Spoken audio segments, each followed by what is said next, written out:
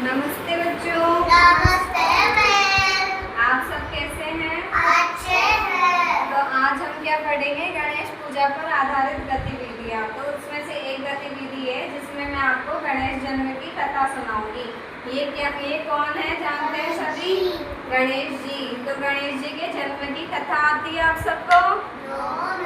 तो मैं आप सबको सुनाऊंगी गणेश जी की जन्म की कथा। तो एक बार क्या हुआ था, माता पार्वती और शंकर भगवान जी एक उत्सव में गए थे। तो माता पार्वती क्या हो गई थी? मेली हो गई थी, मतलब उनके रंग लग गया था, तो वो मेली हो गई थी।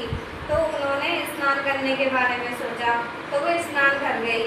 फिर उनके मेल से एक उन्होंने मूर्ति बनाई, तो वो उसने एक आकार ले लिया और वो जीवित मूर्ति हो गई। तो उसने उसे भार फेरा देने के लिए कहा। जो वो मूर्ति जिंदा हुई थी ना, वो कौन थे? गणेश जी। कौन थे?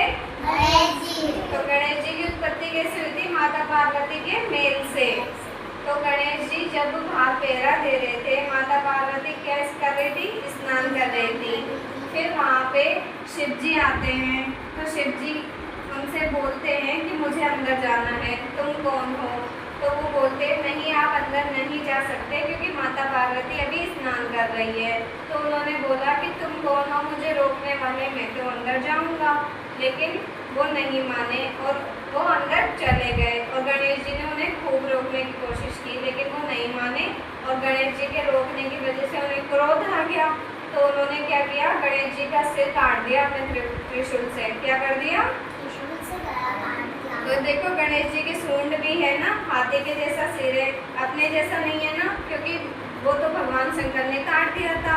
फिर माता पार्वती ने जब शंकर भगवान को देखा तो वो अचंभित हो गई कि ये प्रभु अंदर कैसे आ गए?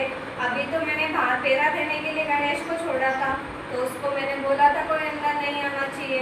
तो फिर उसने बाहर जाके जब देखा, माता पार्वती ने बाहर जाके देखा, तो गणेश जी की तो धड़ तो अलग था, शरीर अलग था, है ना, सिर अलग था, धड़ अलग था, क्योंकि वो किसने काट दिया था? शंकर भगवान ने।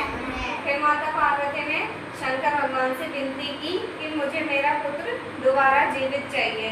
तो फिर शिव जी ने, माता पार्वती ने जो विनती की थी उसके अनुसार अपने सहयोगियों से कहा कि तुम उत्तर दिशा में जाओ और तुम्हें वहाँ पे जो भी ऐसा कोई मनुष्य, जीव जंतु या फिर कोई मिले, उसका सिर लेके आना है जो अपनी माता से दूर रहता हो, उनसे बातचीत नहीं करता हो।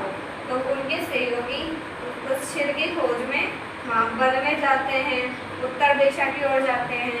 फिर वो देखते हैं तो एक हाथी का बच्चा, जिसका सिर, मतलब वो हाथी का बच्चा मरा हुआ रहता है और वो किसी से बोलता नहीं है, उसकी माँ से बोलता नहीं है।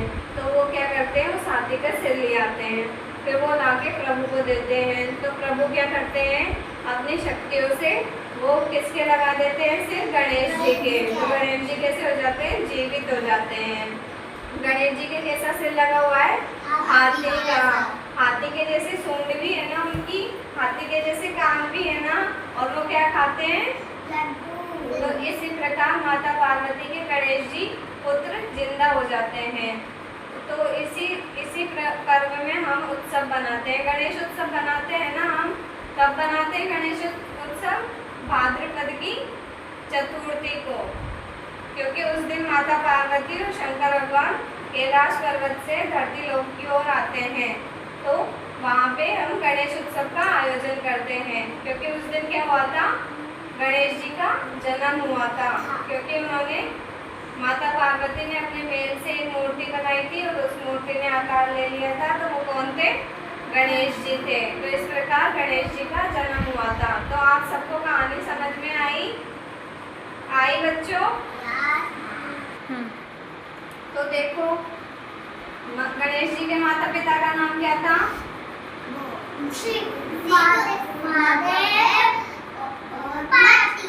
माता पार्वती। और गणेश जी के किसका सिर लगाया गया था? हाथी का।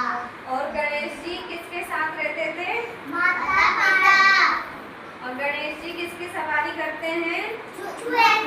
चूहे की सवारी करते हैं। और गणेश जी को क्या क्या पसंद है? लड्डू, मोदक ऐसे पसंद है ना गणेश जी को। तो आप सबको कहानी समझ में आ गई ना? ठीक है बच्चों, हम अगली गतिविधि में